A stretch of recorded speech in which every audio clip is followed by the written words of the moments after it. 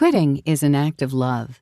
It's also an escape hatch, a long shot, a shortcut, a leap of imagination, a fist raised in resistance, a saving grace, and a potential disaster, because it may backfire in spectacular ways, sabotaging careers and blowing up relationships.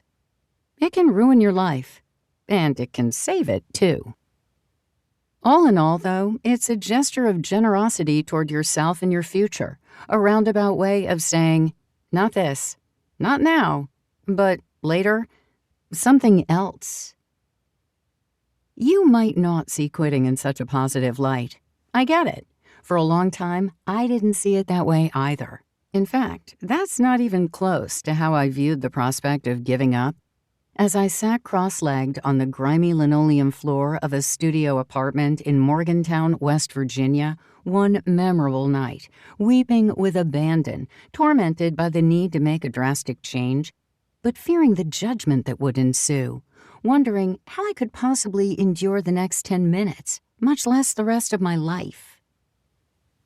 Later, I would play this low point for laughs. Years after the fact, I'd make a joke out of it. Just imagine, I'd say, me at 19, huddled on the floor, crying my eyes out and using a bath towel to blow my nose because a Kleenex just wasn't up to the job. Drama queen alert! When I entertained friends with the story of my initial foray into graduate school, which had necessitated leaving home and living on my own for the very first time, I'd whip out fancy words like disconsolate and bereft, and melodramatic phrases like fathomless despair. I'd roll my eyes and snigger at the picture of silly old me. But at the time it was happening, I didn't snicker because it wasn't amusing. Making fun of the memory was a way of walling off the raw misery of that moment. I really did sit on a dirty floor and sob into a giant towel, overwhelmed by a hopelessness so sweeping and intense that I could barely breathe. Classes had just gotten underway at West Virginia University, where I was employed as a graduate teaching assistant while pursuing a doctoral degree in English literature. Things were not, as you may have inferred by now, going well. I was lonely and desperately homesick. I hated my classes, both the ones I was taking and the ones I was teaching. I hated the university. I hated my apartment. I hated Morgantown. In short, I hated everything, especially myself, because I believed I ought to be able to handle this. In theory, grad school had seemed like a perfect fit, even though I was younger and, as soon became clear, appallingly less mature than a typical grad student. But here in the real world, it was a different story. I couldn't stop the torrent of negative emotions, and giving up wasn't an option. Giving up would mean I was a loser. A bum. A washout.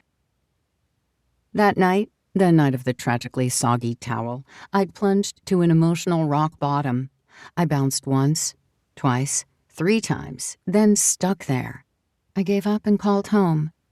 My father answered. "I can't do this," I said, blubbering and snuffling. "I just can't." I fully expected him to reply, "Don't be such a baby. Stick it out. You'll be a better person for it." But my dad, a mathematics professor who under normal circumstances was a hard taskmaster with no sympathy for snivelers, must have sensed that a tough love pep talk, "Suck it up, buttercup," wasn't what I needed right then. In a gentle voice, he replied, "It's a 3-hour drive. I'll be there in 3 hours." I spent the next month or so hunkered down in my bedroom in the home I'd grown up in, afraid that if my friends found out I was back, that I'd bailed on my fellowship and flat out fled, I'd be branded a quitter and probably ostracized. I decided to beat them to the punch and ostracized myself. Gradually, I began to feel a little better.